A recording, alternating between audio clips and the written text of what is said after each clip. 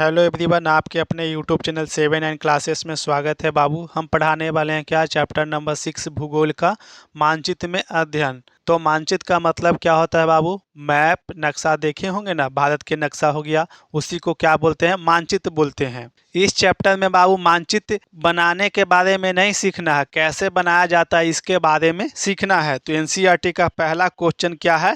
हैसुर विधि तथा पर्वतीय छायाकरण विधि में अंतर स्पष्ट कीजिए। इन दोनों के बीच हमें अंतर बताना है। तो ये दोनों होता क्या है बाबू? तो मानचित्र में यानी कि नक्शा में ऊंचा वच निरूपण करने की ये दो विधि है। तो यहाँ पे सवाल खड़ी होता है बाबू कि ऊंचा वच निरूपण होता क्या है?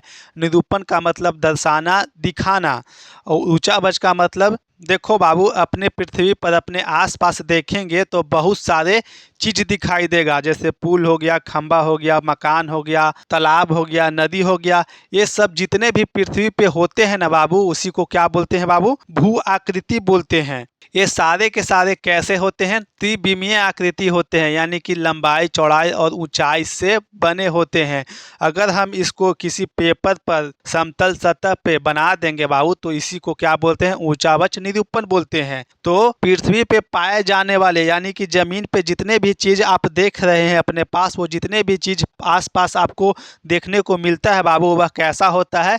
त्रिविमीय होता है। उसी को क्या बोलते हैं? भू आकृति बोलते हैं।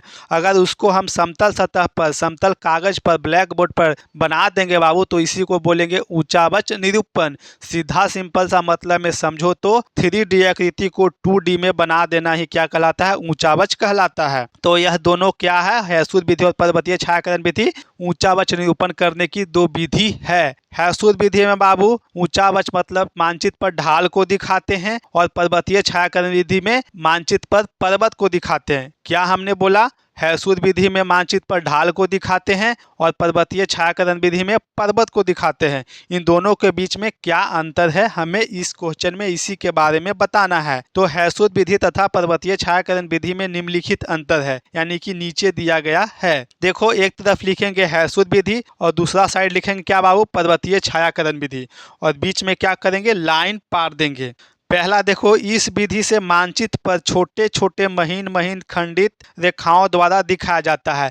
मानचित्र पर मतलब किसी 3D आकृति को 2D पर यानी समतल सतह पे पेपर पर दिखाएंगे बाबू, तो कैसे दिखाएंगे? हैसुर विधि में छोटे छोटे खंडित रेखाएं से दिखाते हैं बाबू, महीन महीन रेखाएं से। और किस चीज को दिखाया जाता है? ढाल को दिखाया जाता है। तो छोटे छोटे महीन महीन खंडित रेखाओं को दिखाते हैं। देखो, यह छोटा छोटा हो गया, खंडित का मतलब टुकड़ा टुकड़ा रेखा हो गया। इसमें भू आकृतियों पर, भू आकृति का मतलब समझा दिए। पृथ्वी पे जितने भी चीज आप देख रहे हैं वो सारे के सारे क्या हैं? भू आकृति हैं। उत्तर पश्चिम कोने पर, उत्तर और पश्चिम के कोने पर ऊपर से प्रकाश पड़ने की कल्पना करते हैं। कल्पना का मतलब बाबू क्या? मान लेते हैं या अपने अपने मन में समझ लेते हैं, इसी को क्या बोलते हैं? कल्पना बोलते हैं। तो मैप में उत्तर कहाँ होता है, पश्चिम कहाँ होता है, पूरब कहाँ होता है, दक्षिण कहाँ होता है, ये तो आप जानते हैं। देखो, मैप हो गया बाबू, ई हो गया, मान ले कि उत्तर हो गया ई, दक्षिण हो गया, पूरब हो गया, पश्चिम हो गया बाबू, समझ गए? तो क्या यहाँ पे बोल रहा है? भू आकृति पर उत्तर पश्चिम कोने के ऊपर से, तो उत्तर और पश्चिम यहाँ हो गया कोने पर, तो कोना हो गया बाबू यहाँ पे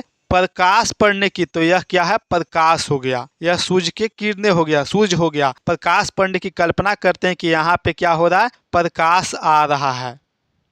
तो मान लिया जाए बाबू, अगर हम किसी भी वस्तु को, जैसे में किताब ही हो गया, अगर हम ऊपर से कोने से प्रकाश देंगे तो क्या होगा? एक तरफ इंजोरा रहेगा और उस बुक के दूसरी तरफ क्या बनेगा? उसका परछाई बनेगा, यानी कि किताब का परछाई बनेगा। तो उसी परछाई को मानचित्र पे दिखा देंगे बाबू, तो इसी को क्या बोलते हैं? पर्वतीय छायाकरण विधि बोलते हैं। तो बुक के स्थान पर क्या रहेगा? पर्वत रहेगा। क्या रहेगा बाबू? बुक के स्थान पर पर्वत रहेगा, और पर्वत को ऊपर से उत्तर और पश्चिम की दिशा से प्रकाश मारेंगे तो क्या होगा? एक साइड क्या उजला दिखाई पड़ेगा और एक तरफ पर्वत का, पहाड़ का परछाई बनेगा, और उसी परछाई को मानचित्र पर समतल कागज पर दिखा देंगे, तो इसी को क्या बोलते हैं? पर्वतीय छायाकरण विधि। यह विधि किस चीज पर आधारित है बाबू? कल्पना पर आधारित है। इसमें ढाल को यानी कि पानी बहने की दिशा में रेखा खींचा जाता है। ढाल को दिखाते हैं बाबू, तो ढाल का मतलब ढुलकाव हो गया। जैसे में रोड पर आप देखे होंगे, पुल पर चढ़ते होंगे तो चढ़ते समय भी ढुलकाव इस साइड रहता रहता है, उतरते समय भी ढुलकाव रहता है। तो ढुलकाव का मतलब ढलका बाबू, खिसक जाना, पानी बहने की दिशा में रेखा खींचते हैं। मानचित्र पर अभी ढाल को दिखाना होगा, तो कैसे दिखाएंगे,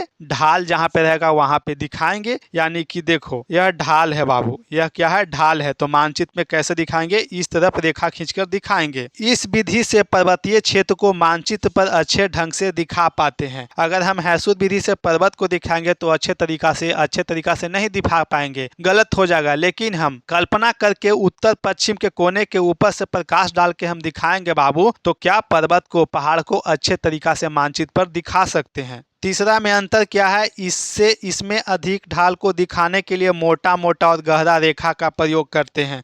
जैसे में ये हो गया ढाल बाबू, ये क्या है, अधिक ढाल है।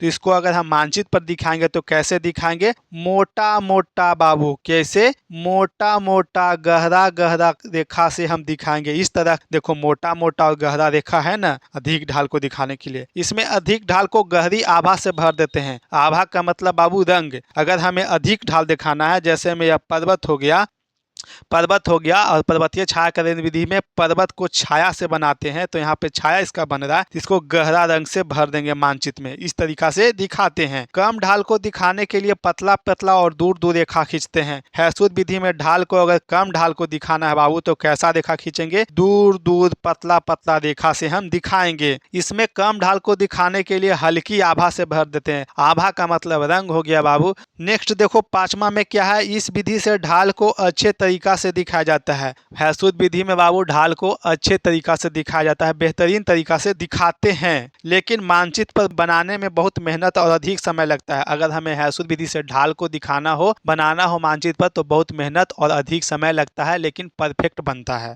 इसको मानचित्र पर बनाने में कम समय लगता है और कम मेहनत लगता है। हम क्या करते हैं, उत्तर पश्चिम के कोने पर के ऊपर से प्रकाश मारते हैं और परछाई को सीधा मानचित्र में छाप देते हैं। तो इसको बनाने में कम मेहनत और कम समय लगता है। कम ढाल को दिखाने के लिए हल्की आभा से भरते हैं। पर्वत को कम ढाल से दिखाना है बाबू, तो उसको कहाँ पे मानचित्र में कैसा रंग भरेंगे, हल्का आभा भरेंगे, हल्का रंग से दिखा देंगे। वीडियो यहाँ पे समाप्त हुआ। चैनल पर नए हो तो चैनल को सब्सक्राइब करें।